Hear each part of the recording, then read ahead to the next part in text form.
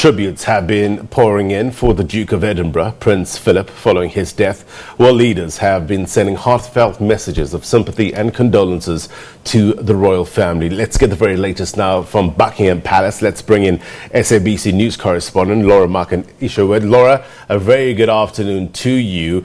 Describe for us the mood in that country. What are people saying? Well, of course, the United Kingdom is now entering a period of mourning following that announcement yesterday that Prince Philip, the Duke of Edinburgh, had sadly passed away. People have been told not to come and pay their respects, drop flowers here at Buckingham Palace, but as you can see, people are still streaming up and down the Mall. They seemingly want to at least come here and see the palace and offer a little bit of support, I suppose, for Her Majesty the Queen. Flowers are still being laid outside the palace gates, and while police and other officials are moving them away quite quickly, it's not deterring people from coming here. Of course, tributes will continue in other forms as well. As we come on air now, gun salutes are starting to be fired across the United Kingdom. Some here in London at the Tower of London, also in the other nations of the United Kingdom, Northern Ireland, Scotland and Wales, and also on Navy warships as well. 41 gun salutes, a shot fired every 60 seconds for 41 minutes. Those on those gunships are obviously in recognition of His Majesty's or His Royal Highness's Navy career. He was in the Navy, he served in World War II, and he rose through the ranks. This was in recognition as well of his rank as High Lord Admiral. So obviously people are continuing to pay their respects today.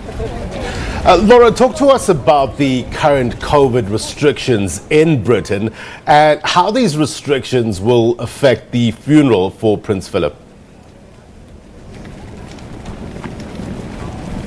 Absolutely. So things are starting to lift here in terms of restrictions in the United Kingdom. People are now allowed to meet in gardens in up to groups of 6, but mass gatherings and crowds are not permitted. So the royal family have asked the public to stay away from any funeral arrangements that take place. We understand that the funeral itself will take place next weekend, likely at Windsor Castle.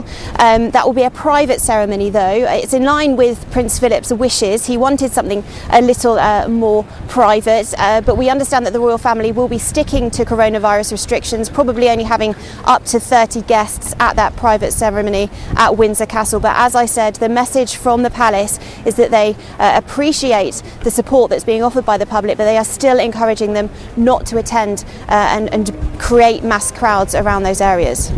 Have we heard from the Queen since the announcement of her husband's death? We haven't, no. Obviously, the statement released yesterday from Buckingham Palace said that Her Majesty the Queen announced with great sorrow that her beloved husband had passed away. We've heard no other support really, or messages, from the rest of the royal family since that passing, but interviews that were recorded before His Royal Highness's death with his children have been broadcast. Prince Charles said in those that his energy was astonishing in supporting my mama, as he called Her Majesty the Queen, and doing it for such a long time, and it's so extraordinary to be able to go on doing it for so long. Princess Anne said that he treated everyone as an individual and gave them the respect that he felt they were due as individuals, and that she could bounce ideas off her father whenever she needed to. And then Prince Edward also went on to say, my father was also a great source of support and encouragement and guidance all the way through his life. We've also seen from California, the Duke's grandson, Prince Harry, has put a message on his Archwell Foundation website marking his grandfather's passing. We understand that Prince Harry will be returning to the United Kingdom for that funeral. Meghan, the Duchess of Sussex, we don't think will be joining him, but obviously we'll see what happens in the days to come. Talk to us about this so-called royal love story for the ages, that of the Queen and Prince Philip, married for many decades. Give it for an international audience. Help us understand their relationship. Well, you're right, it was a love story that lasted decades. They were together as husband and wife for 73 years. You know, Prince Philip married Her Majesty the Queen before she was Queen, when she was a princess, 5 years before that coronation. He's been with her throughout the entirety of her reign. He's supported her along the way. She described him as her strength and stay, and he's offered advice and guidance to her, privately of course, and been there alongside her. She's dealt with great changes in the United Kingdom and seen multiple prime ministers, presidents. He's been there and witnessed that as the world has developed and changed since her coronation, 70 odd years ago. It's a story that I think has really hit the British public as well. There are very few of us in the United Kingdom that remember a time without the Duke of Edinburgh and Her Majesty the Queen being at the head of the royal family. And a lot of people, even those that aren't maybe royalists, are saying to me, do you know what, it's actually hit me, that the fact that Her Majesty the Queen now no longer has her partner next to her, and how is she going to continue to go on? For the Queen, though, I think it is this sense of duty. She is the Queen. She recognises this role that she plays, and she takes it very seriously. So for her, she will continue, but this period of mourning is not only going to be affecting the country, but obviously the royal family as well. Yeah.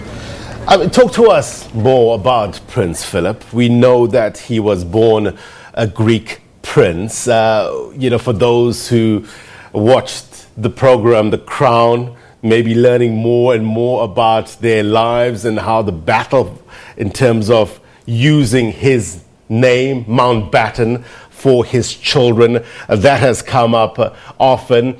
But other than a person who tends to walk two steps behind the Queen, talk to us about his role within the royal family and that of Great Britain. Yeah, of course. He was, as you say, born in Corfu. He was Greek and he had Danish links to the royal families there in Denmark and Greece as well, but he actually had to give up those royal titles when he joined the British family here, taking on that name of Mountbatten and, as you say, giving it to his children. It was a time, obviously, when he married the Queen that actually it wasn't that traditional for men to maybe, take a second role in a family. So he was a very modern man in many ways. He obviously had to give up his naval career. That was a big deal for him, I suppose. He'd been used to having a certain level of freedom, travelling with the Royal Navy, taking part in World War II, and he really enjoyed that. So it was a very modern approach to life at that time. He was a great supporter of charity as well. He enjoyed encouraging young people, created the Duke of Edinburgh Award, which of course was rolled out in schools across the United Kingdom and across the Commonwealth, whereby children take part in activities and challenges, outdoor pursuits and community work as well, in order to gain this recognition. It's not an easy award to get. There are different levels, bronze, silver, gold, and it takes a long while for children to actually get that. They receive a medal then on behalf of the Duke of Edinburgh, and it's really seen as an achievement here. So that legacy, particularly with young people, will remain. He also had a sense of humour that was recognised across the globe. He was good with children. I remember when I was younger, he came to my hometown in the southwest of England. My friend and I had made some paper flowers for Her Majesty the Queen, and he received them on her behalf and said to us, "Oh, there's no smell in those flowers," which my little sister very cheekily replied, "Yeah, there is, have a smell and see." And he laughed, but made sure that we felt important at that time, and placed those paper flowers in the back of the Queen's car as they then drove off. And I think a lot of the anecdotes that are coming out right now are that he had a great expertise in kind of small talk, being able to make people feel important no matter how long a time they spent with him. He had a very interesting sense of humor, didn't he? And a few gaffes along the way as well in his 99 years. A complicated man, one would describe him as, is also the word used of his time, that of a modernizer.